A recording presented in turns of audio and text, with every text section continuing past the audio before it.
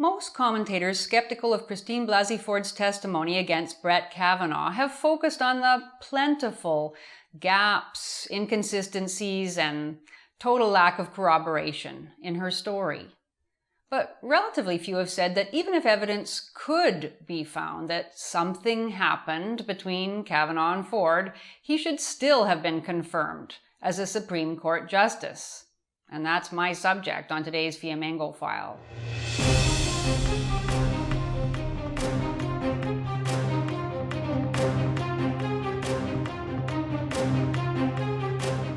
I'm Janice Fiamengo of the University of Ottawa.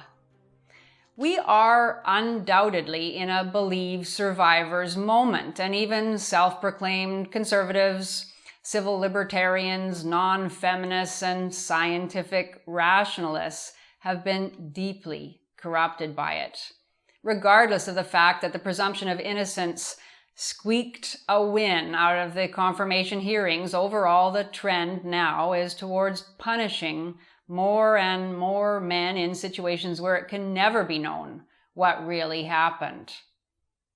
What if Ford's friend Leland had come forward and said, "Yes, I remember that night. There was a little party"? What if she'd said, "I remember Kavanaugh being there, and I remember my friend coming downstairs frantic to get out of that house"? She walked out of that house, and she walked all the way home, and the next day she was a changed person. And she said to me, "Something awful happened. He attacked me on the bed and I thought he was going to kill me." I think it's a safe bet that if this had been the way the story played out, Kavanaugh's nomination would have been dead in the water. The angry cries of the feminist left would have seemed incontrovertible. Republicans like Senator Flake and many others would certainly have voted against Kavanaugh, even though the corroboration of the story would still not have been sufficient to determine guilt beyond a reasonable doubt. And that's my point. When it comes to accusations of sexual assault against men, we've completely abandoned reasonable doubt. We're at a point where any allegation, even one as empty as Blasey Ford's, is taken seriously by a majority of the population, and in which a significant minority is willing to throw out all safeguards for accused men. As radical feminists keep on pushing the idea that women should be believed even in the absence of any evidence, well, it starts to seem reasonable to believe women if there is just a little evidence. And how morally demanding we are when the subject is a man's potential violation of womanhood. Kavanaugh and Ford grew up at a time when alcohol consumption and wild partying were the norm. Even the good students from good families drank to get drunk and engaged in irresponsible sexual behavior, and the only people who objected at the time, the religious right, were mocked and derided by the very same type of people who profess to be so concerned now.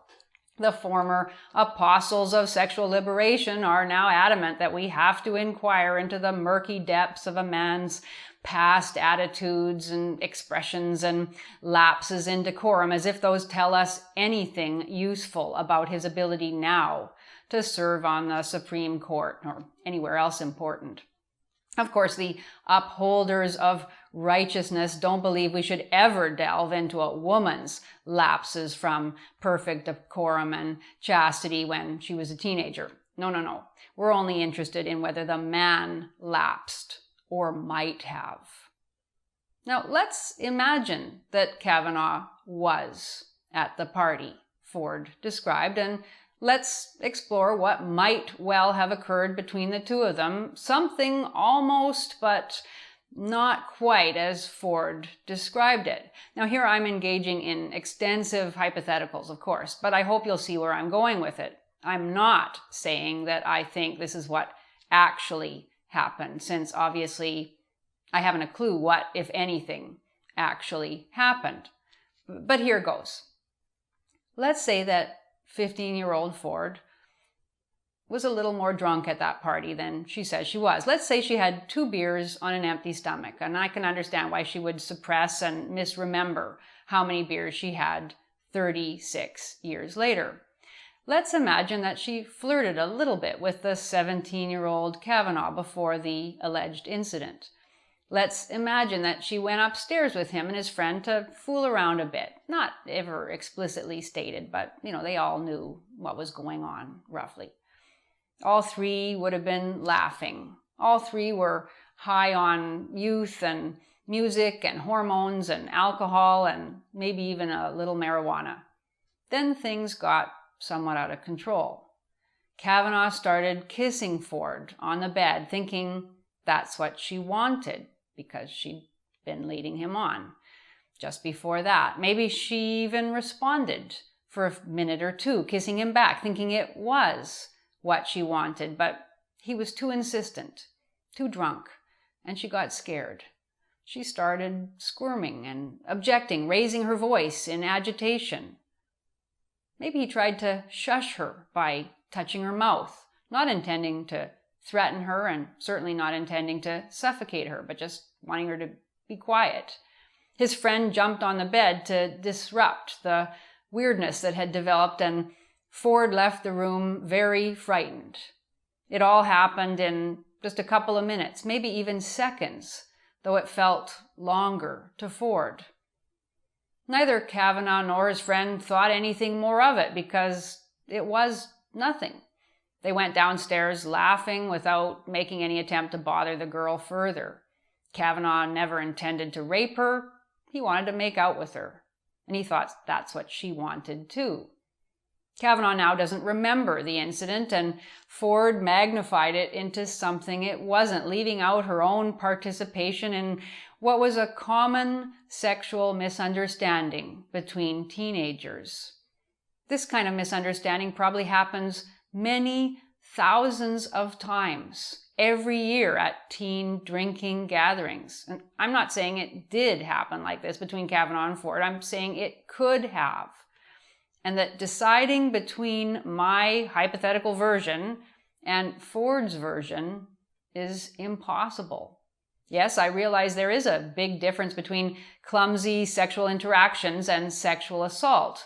But when alcohol, hormones, youthful perception, memory, and ideology are all involved, especially after decades have passed, it is truly impossible to determine the reality beyond a reasonable doubt. And it is appalling that men should be facing prison or having their careers and reputations ruined because a woman magnifies the extent of the discomfort she experienced.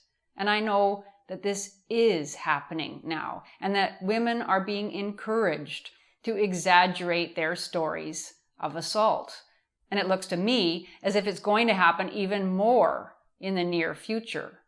And a lot of righteous people are complicit in it.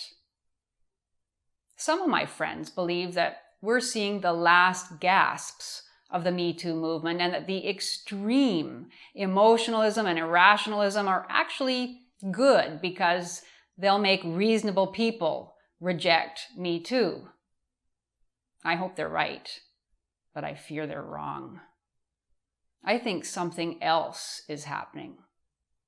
I think that no matter how many times feminist statistics about rape and feminist claims about rape culture, no matter how many times those are debunked, the feminist message is seeping into our bones that men are bad and need to be punished, and that women never lie about or even misremember such things.